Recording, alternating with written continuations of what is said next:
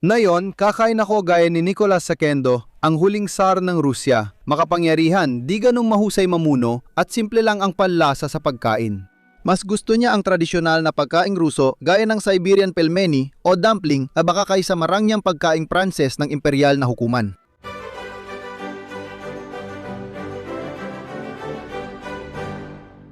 Si Nikolai Alexandrovich Romanov o Nicolas II sa Ingles ang huling pinuno ng Rusya bago ang Rebolusyong Ruso. Umupo siya sa trono noong 1874 at pinamunuan ang imperyo sa digmaang Ruso-Hapones at unang digmaang pandaigdig na parehong di naging maganda para sa Rusya. Dahil sa pagpupumilit niyang manatiling autokrata, nagdulot ito ng kaguluhan, pagtalikod sa trono at pagkapatay sa kanya at pamilya niya noong 1918. Pag-upo ni Nicolas sa kapangyarihan, naging mas Pranses kaysa Ruso ang lutuin sa imperial na hukuman ng Rusya. Marami sa mga menu ay nakaprint sa Pranses, karamihan ng pagkain ay Pranses, karamihan ng mga kusinero ay sinanay sa Pransya, at ang punong kusinero ay isang Pranses na nagngangalang Pierre Cubat. Kahit noong panahon ni Nicolas Tenedo, Pranses ang pagkain sa malalaking piging, pero kapag maliit na hapunan lang kasamang pamilya, mas gusto nila ang simpleng tradisyonal na lutuing Ruso tulad ng piroshki at pelmeni. Dahil gumawa na ako ng piroshki para kay Ivan ang Malupit, ang unang Tsar ng Rusya, naisip kong saklawin ang magkabilang dulo ng pamumuno ng mga Tsar. Sa paggawa ng recipe ng Siberian pelmeni mula sa 1861 cookbook ni Elena Molokhovitz na pinamagatang Padorok Molodymcha Zaykum o regalo para sa mga batang may bahay, kayo rin ang 1 at kalahating libra ng short loin na baka gamit ang kutsilyo. Idagdag ang isang hilaw na sibuyas na pinuntinadtad at piniga, pamintang itim at asin. Gamitin bilang palaman sa paggawa ng pelmeni. Kung walang taba ang baka, gamitin ang 1 libra ng baka at kalahating libra ng tinadtad na kidney sweat. Pakuluan ang pelmeni sa inasnan na tubig o sabaw sa ibang kaserola. Mas mainam na gawing kasing laki ng kolduni ang pelmeni o hubugin ang mga ito na parang maliliit na tainga. Dinagawa ng mga taga-Siberia ang pelmeni para sa ilang okasyon at binubudburan ng harina para hindi magdikit.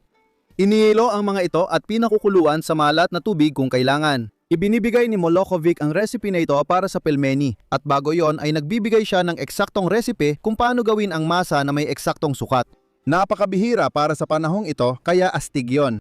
Ang sabi niya ay kailangan mo ng 1 libra o 450 gramo ng harina, 1 kutsarita ng asin, 2 itlog at kalahating tasa o 120 mililitro ng tubig. Sabi niya, baka kailangan mo ng mas mababa sa kalahating tasa, kaya tandaan natin ito. Simulan sa paghahalo ng asin sa harina, tapos idagdag ang 2 itlog. Simulan mo ihalo ang mga iyon sa masa na parang gumagawa ka ng pasta dahil, gumagawa ka nga ng pasta. Hindi sapat ang itlog para mahalo ang harina. Kaya magdagdag ng kalahati ng tubig o 1 kapat na tasa para mabuo ang masa.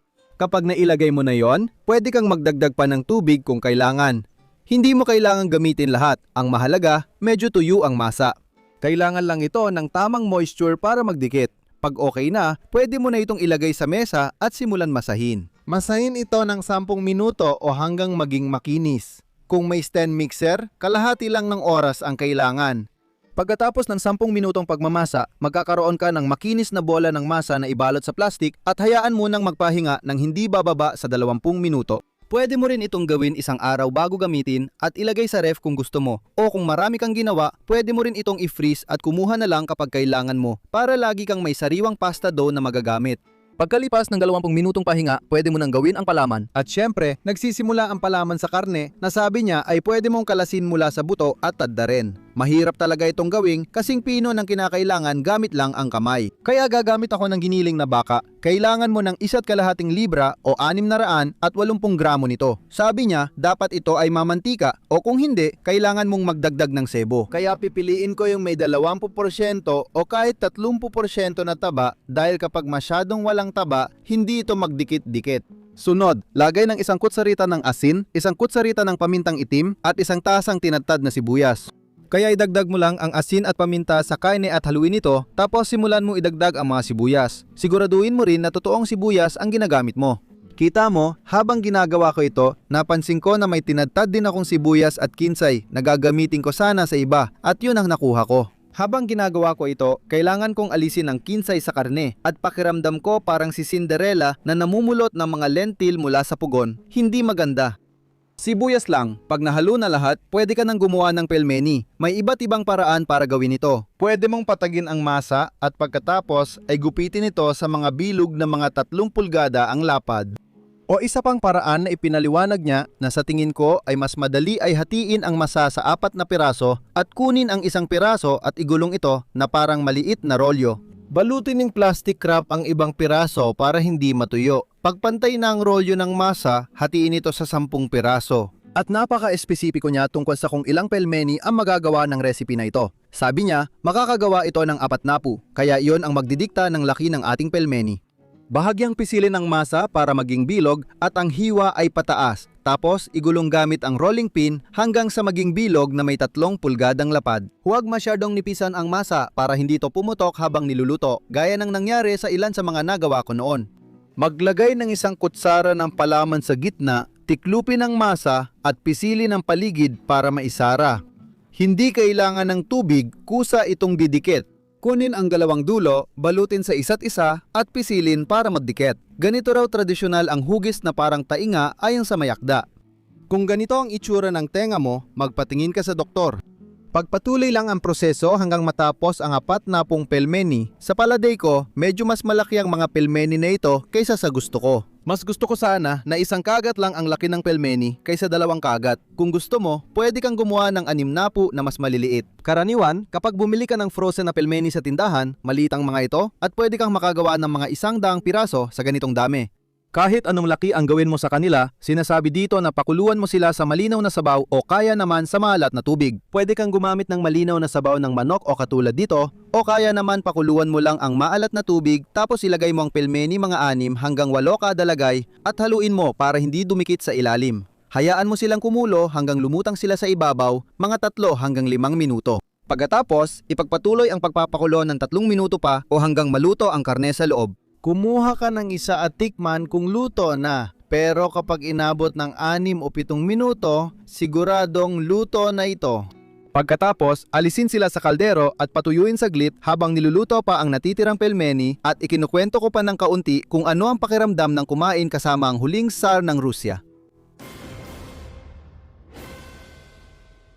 Si Tsar Nicholas II ay isa sa mga karakter sa kasaysayan na talagang mahirap intindihin dahil madalas siyang gawing karikatura kaya mahirap malaman kung ano talaga ang totoo at kung ano ang hindi. Ibig kong sabihin, tiyak na hindi siya mahusay na komandante militar at talagang hindi siya nakakasabay sa kanyang mga tao.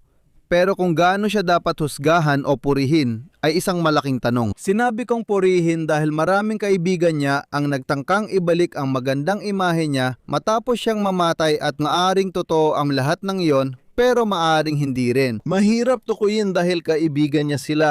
Malinaw na si Nicolas Datego ay naging pinuno sa mahirap na panahon. Bago pa maupo sa trono, handa na ang Russia sa revolusyon at lalo pang napabilis ito dahil sa maling desisyon niya sa militar at pagtangging bitiwan ang ganap na kapangyarihan. Doon lang matapos ang revolusyon ng 1900 at 5 na binubuo ng sunod-sunod na welga ng mga manggagawa, pag-aalsa ng mga magsasaka at pag-aaklas ng militar, napilitan siyang magtatag ng Duma ng Estado. Duma, isang lehislatibong asambleya at nagbigay ng limitadong karapatan sa kanyang mga tao na pagkatapos ay halos hindi niya pinansin at sinabotahe pa. Kaya ayon.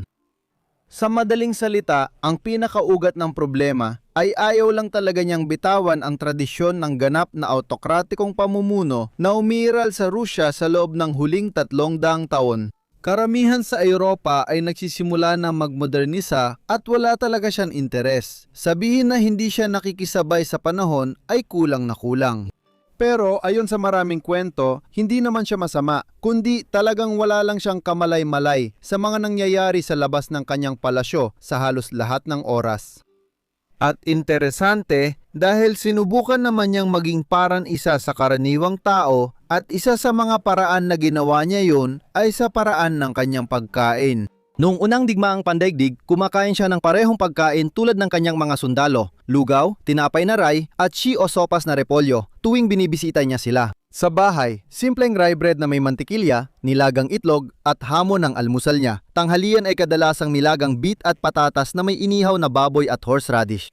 Naalala ng isang abay ng asawa niya na mas gusto ng hari ang mga payak na putahe, simpleng inihaw at manok. Karaniwan, mas gusto niyang kumain mag-isa o kasama ang asawang si Tsarina Alexandra Fyodorovna at simple lang ang panlasa niya sa pagkain. Sa halos buong adulthood niya, halos vegetarian siya. Bihirang kumain ng karne o isda at mas gusto ang gulay, itlog, keso at mantikilya. Pero tulad ko, mahilig din siya sa matatamis at mga inihurnong pagkain. Naalala ng punong panadero sa palasyo na naghanda sila ng maraming masasarap na maliliit na cookies na kasinlaki ng isang kopek, mga kalatsas, malinamnam na Kaiser rolls, puff pastry buns, at maalat na tinapay na pinaliko. Malamang dahil mahilig siya sa bake na pagkain, kaya paminsan-minsan siya nagrereklamo kung paano isinasagawa ang afternoon tea sa korte ng Russia kahit siya ang Tsarina dahil ipinanganak siya sa Darmstadt, Germany, hindi sa Russia. Pagkatapos, ginugol niya ang malaking bahagi ng kanyang kabataan sa pamumuhay sa Inglaterra,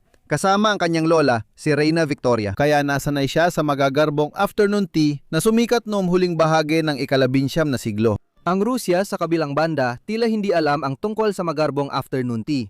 Sabi ng kanyang kaibigan, madalas magreklamo si Alexandra na sa tea, wala man lang kahit kaunting pagbabago sa inahain.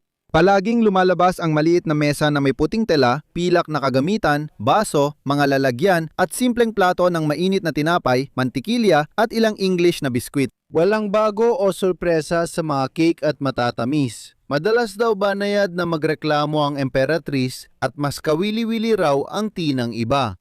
Pero siya, na inaakalang halos walang limitasyon ang kapangyarihan, ay hindi kayang baguhin kahit isang detalye sa gawain sa korte ng Rusya. At sabi niya, ganito rin daw halos sa lahat ng bagay. Pareho pa rin ang insenso na ginagamit nila sa loob ng daan-daang taon. Pareho pa rin ang mga kasangkapan na nandoon na sa huling 2 siglo. Pareho pa rin ang kasuotan ng mga mensahero mula pa nung unang bahagi ng ika-18 siglo. Sa pagkakaalam ko, pareho pa rin ang mga plato para sa mainit na tinapay at mantikilya sa mesa ng tsa, tradisyon na maaring nagsimula pa kina Catherine the Great o Pedro o baka mas nauna pa. Gusto ko ang anekdotang ito dahil parang tungkol lang ito sa paraan ng pagsatsaan ng imperial na pamilya na hindi nagbabago. Haha, simple lang. Pero isa rin itong maliit na larawan at metapora kung paano nila isinabuhay ang buong buhay nila at ang kalagayang pampulitika sa Rusya. Isang ganap na kawalan ng kakayahan na baguhin ang tradisyon. Kahit na may mas magagandang alternatibo, kahit na gusto ng lahat sa paligid nila na magbago, tumanggi silang magbago kahit kaunti. At pagdating sa saa, nauwi lang ito sa pagkainis ng Tsarina. Pagdating naman sa politika, nauwi ito sa pagpatay sa buong pamilya.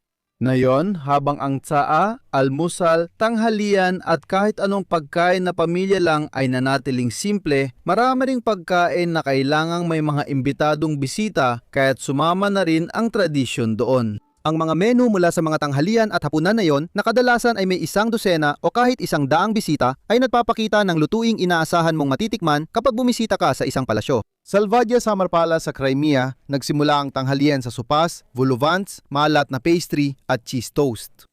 Mahalaga, ang volovants ay kasabay ng sopas at hindi hiwalay na putahe, di tulad sa ibang bansa. Sumunod dito ang isda, chicken casserole, gulay, matatamis at prutas. Mayroong madeira, puti at pulang alak para sa almusal, opsyonal ang serbesa at iba't ibang alak sa tanghalian gaya ng sa ibang sibilisadong lugar. Naghahain din ng likor at kape. Halos kapareho ang tanghalian sa standard, ang Imperial Yacht, pero hindi kasing bungga.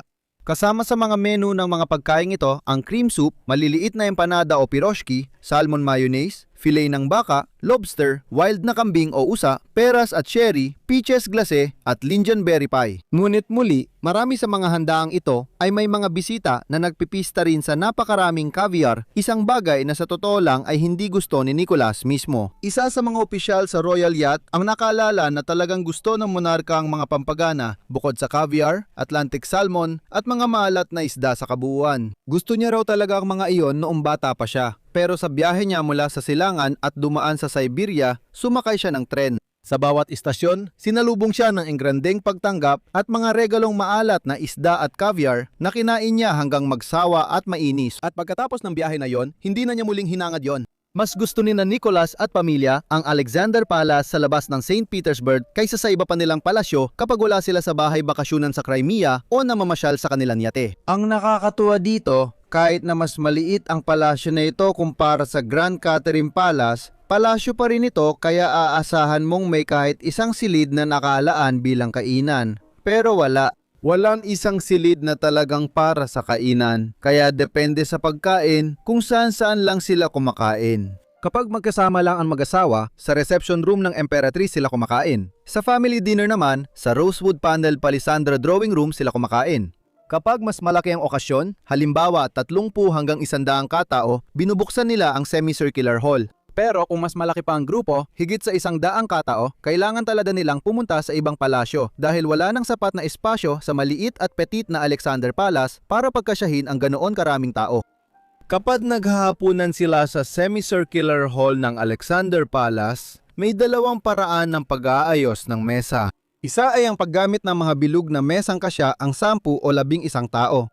Pinapayagan nito ang mas maraming pag-uusap at ganito inaayos ang mga mesa kapag gusto ng SAR ang mga kasalo sa pagkain. Dahil lilipat siya mula mesa sa bawat putahe para makausap niya ang lahat at para masabi ng lahat na nakasalo nila sa hapunan ng SAR. Kung hindi niya talaga gusto ang mga taong nandoon o kung mas formal ang okasyon, maglalagay sila ng napakalaking mesa na hugis-u kung saan uupo siya sa dulo at kakausapin lang ang mga taong nasa magkabilang tabi niya. Ang mga hapunang ito ay punong-puno ng mamahaling pagkaing Pranses na si Nikki na tawag nila sa kanya ay hindi rin gusto. Madalas, nabubusog na siya sa mga hors d'oeuvres na nasa ibang silid. Ang hors d'oeuvres ay inilalagay sa mesa ng handaan o buffet at kakain ang lahat habang nakatayo at umiinom ng vodka. Pagkatapos ng ilang tagay ng vodka, papasok sila sa pangunahing bulwagan para sa hapunan kung saan ilalabas ang mainit na pagkain. At sinasabi kong mainit na pagkain na may air quotes dahil kilala ito na palaging malamig dahil malayo ang mga kusina mula sa palasyo. Noong ginawa ang mga ito noong dekada 90 ng ika-18 siglo, sadyang inilayo ang mga kusina. Una, para hindi pumasok ang ingay at amoy sa palasyo at para na rin maprotektahan ang palasyo laban sa sunog. Kaya ang pagkain, kailangang ilagay sa trolley at itulak ng 500 talampakan palabas bago makarating sa palasyo. Kahit anong oras ng taon malamig sa St. Petersburg, kaya mabilis lumamig pati pagkain. Noon lamang, nung 1902 sila natpagawa ng lagusang ilalim ng lupa. Malayo pa rin ang lalakbayin, pero ngayon, dumarating na ang maligamgam na pagkain. Ang mga nagsiserve ng maligamgam na pagkain ay ang mga footman at sila ay pinipili mula sa hanay ng Imperial Army at pinipili sila dahil sa kanilang tangkad, tindig at kagwapuhan. Kaya't may grupo ka ng matatangkad, gwapo at medyo dominante na mga waiter sa likod mo. At hindi mo alam kung nandoon ba talaga sila dahil kahit naka white tie at puting guwante sila, nagsusuot din sila ng malalambot na itim na sapatos na nagpapahintulot sa kanila na makalakad ng hindi naririnig. Alam nila lahat ng chismis kasi nagsasalita ang mga tao na parang wala sila doon. Isang bisita ang nagsabi na tuwing kumakain kami sa palasyo, palaging may tagasilbing bumubulong ng mga balita at chismis, gusto man namin o hindi, alam nila ang lahat. Ang pagiging taga-silbi ay isang karangalan, kaya pinanghahawakan ito ng tao hanggat kaya. At sa totoo lang, habang tumatagal ka sa serbisyo, mas maganda ang posisyon mo. Kaya ang taga-silbi ni SAR ay siya ring pinakamatanda doon. Naging taga-silbi pa siya ng ama nito at sa sobrang tanda niya ay halos nabulag na at hirap humawak ng mga bagay kaya kadalasan si SAR na rin ang humahawak sa braso niya habang nagsasalin ng alak. Kasama rin ang mga taga-silbi sa seremonya ng pagbibigay ng toast na nagaganap sa bawat malaking piging. Sa bawat malaking piging, may opisyal ng korte sa likod ng upuan ng bawat maharlikang bisita para iabot ang champagne sa toast. Mahalaga itong ritual. Una, ibinubuhos ng taga-silbi ang alak, sakay pinapasa sa alalay na mag-aabot naman sa tagapag-abot. Ang mga tagapag-abot na ito ay isang prestigyosong posisyon at kadalasan ay hawak ng mga pinakamatatandang nagtatrabaho doon, kaya naman ang ilan sa kanila ay nahihirapan na talagang gawin ang kanilang trabaho. Minsan naalala ni Prinsipe Christopher ng Gresya. Naalala ko ang pagkadismaya ng kapatid ko nang ang paborito niyang asul na pelus na damit ay naging berde matapos matapunan ng 6 na baso ng champagne ng tagapag-abot niya. Pero kung hindi ka naman natapunan ng champagne, oras na para kumain. Karaniwan, nagsisimula ang pagkain sa konsome pagkatapos ng hors d'oeuvre at madalas sinusundan ng isa pang mas mabigat na sopas gaya ng cream soup na may piroshki. Ihahain ang Yaroslavl-style grouse o steamed kachina trout mula sa Partitsa stream na dumadaloy sa imperial na lupain sa timog ng St. Petersburg. Pagkatapos ay may saddle ng wild goat, chicken fillet na may truffles o malamig na lobster, inihaw na pato, salad, artichokes na may kabute, asparagus at mga panghimagas tulad ng souffle, inihurnong mansanas, fritters, pudding at pancake. Pagkatapos ay isang putahe ng sorbetes na sinundan ng isa pang putahe na tinawag lang na panghimagas na kadalasan ay halo-halong sariwang prutas, berries at magagaan na cake. Ang putaheng sorbetes ay talagang isang natatanging espesyalidad ng korte ng Russia. Maraming kinain na sorbetes si Nicolas. Si Alexandria, ang kanyang asawa, ay ganon din. At si Maria, na anak ni Grigory Rasputin, ay binanggit pa ito sa kanyang alaala. Naalala ko ang sorbetes na hindi ko pa natikman kahit saan pa man.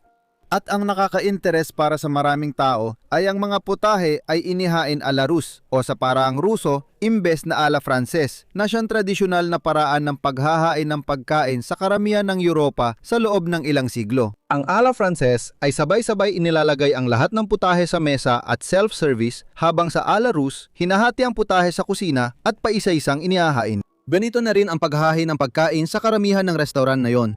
Dahil dito, napilitan ang Tsar na kumain ng dahan-dahan, sinasadya talaga. Dahil siya ang unang pinagsisilbihan, siya ang unang magsisimulang kumain. Pagkatapos, sunod-sunod na ihahain ang pagkain ayon sa kahalagahan at saka palang makakakain ang iba. Kapag tumigil siya sa pagkain at inilapag ang kubyertos, agad kukunin ang mga plato. Hindi lang ang plato niya, kundi ang plato ng lahat. Kaya kung nasa dulo ka ng pila, kailangan mong bilisan ang pagkain, kundi ilang subo lang makakain mo bago palitan ang putahe. Sa alak, parehong pulang at puting klase ang inihahain sa bawat putahe. Pero ayon sa karamihan, ang Tsar mismo ay hindi mahilig uminom. Taliwas sa sinasabi ng Bolshevik na propaganda, madalas siyang pinalalabas na deheneradong lasinggero. Ayon sa karamihan, bihira lang talaga siyang uminom at kapag umiinom, kadalasan ay port, minsan Madeira at sa huli, alak mula Crimea. Ayon sa kanyang hepe ng seguridad, port na lang iniinom niya sa hapag. Mula nung digmaan laban sa mga Hapon, tumigil na ang Tsar sa malalakas na alak. Umiinom lang siya ng isa o dalawang maliit na baso ng vodka bago maghapunan kapag naglalakbay sa dagat at bihira pa yon. Kahit umiinom siya ng port, katamtaman lang ito. Nakaupo ang emperador sa pwesto ng pandangal. Nasa harap niya ang espesyal na port na regalo ng hari ng Inglaterra at isang maliit na gintong kupita. Hindi siya lumampas sa isang kupita ng alak at di rin tumikim ng iba pa. Galing ito sa kaibigan niya, kaya hindi tiyak kung gaano kadami o kakaunti ang iniinom niya. Isa lang itong bagay na kailangan nating pagdudahan o hindi agad paniwalaan. Ngayon, pagkatapos ng pagkain, oras na para sa kape at sigarilyo. At lagi niyang ipinapaalam na sinabi ni Tsarina na ayos lang para sa kanya na manigarilyo. Pag nagsindi siya, susunod na rin ng iba at maninigarilyo. Ngayon, ang ganitong mga pagkain ay natapos noong 1917 matapos magbitiw sa trono si Tsar na pilitang magbitiw.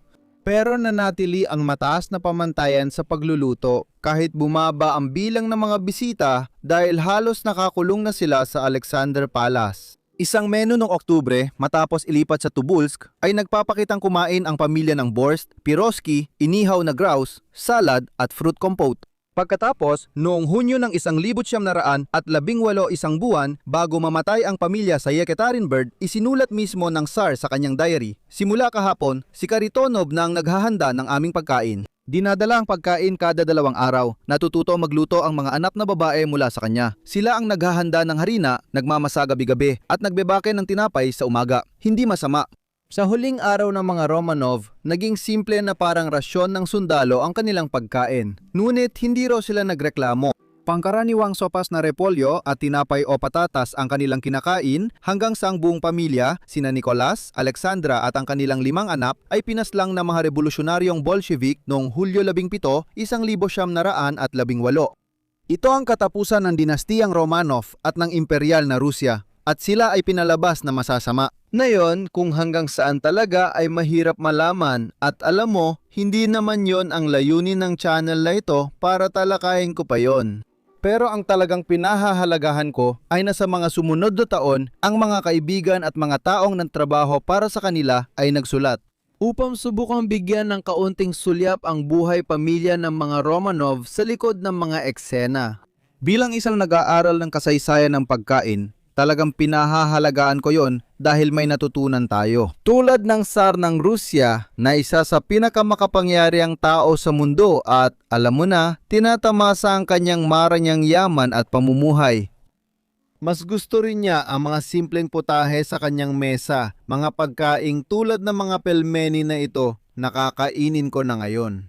Pero bago ko gawin yon, lilinawin ko muna kasi sabi sa recipe na gamitin ko, pakuluan muna bago ihain bilang sabaw, na normal naman. Pero alam ng lahat na si Tsar, kapag nasa royal yacht siya, mas gusto niyang kainin ng mga ito na pinakuluan muna, tapos piniprito sa kawali at kinakain niya mismo mula sa kawali. Kaya ipiprito ko rin ito sa kawali. Tunawin ang kaunting mantikalya o ghee sa kawali, ilagay ang ilang pinakulong pelmeni at lutuin ng 1 minuto bawat side, siguraduhing hindi didikit. At pagkatapos, handa na silang ihain kasama ng smetana o sour cream at kaunting dill. Heto na tayo, Siberian pelmeni, karapat-dapat para sa huling Tsar ng Russia. Kaya tulad ng sabi ko, mas malaki sila kaysa sa gusto ko. Ganito kalaki ang sabi niya na gawin, pero mahirap kainin ito ng 1 subo lang. Sa tingin ko, 1 subo ang tamang laki. Basta, lagyan natin ng kaunting sour cream o smetana dyan. At kukuha tayo ng ilaw.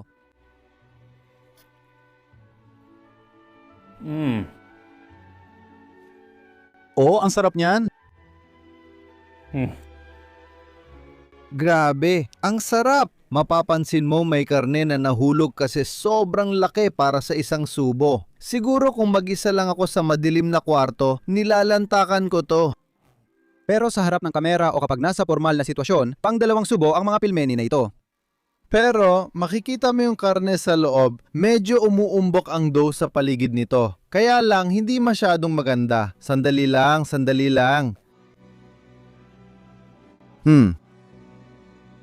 Sa totoo lang, parang wala pa akong nakilalang dumpling na hindi ko nagustuhan. Pero itong mga ito, sobrang sarap. Lalo na dahil napakasimple lang nila. Karne at sibuyas lang na may kaunting asin at paminta ang palaman. May konting dill sa labas pero hindi nangingibabaw ang lasa nito.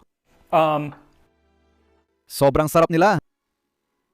Ang ganda ng tekstura. Sa tingin ko, mas masarap sila pag pinirito. Pwede silang ilagay sa sabaw kapag pinakuluan, pero ang pagprito ay nagbibigay ng lutong sa gilid habang malambot pa rin ang dough. Malambot talaga ang pasta. Napakasarap nila. Gawin mo ang mga ito. Gawin mo talaga ang mga ito. Pwede mo rin silang bilhin kung may malapit na tindahang Ruso sa inyo. Pwede mo silang bilhin na gawa na at halos di sila nagbago. Karaniwan ngayon, may laman silang baka at baboy. Pero meron ding may kabute o lobster na gusto ko talagang subukan. Pero subukan mo lang. Naiintindihan ko kung bakit nagustuhan ito ni Tsar. Sobrang sarap nila. Wala akong pakialam kahit gaano kakalakas. Sobrang sarap ng pagkain na ito. Gumawa ka ng pilmeni, kumain parang huling Tsar ng Russia at magkita tayo sa susunod na episode ng Tasting History.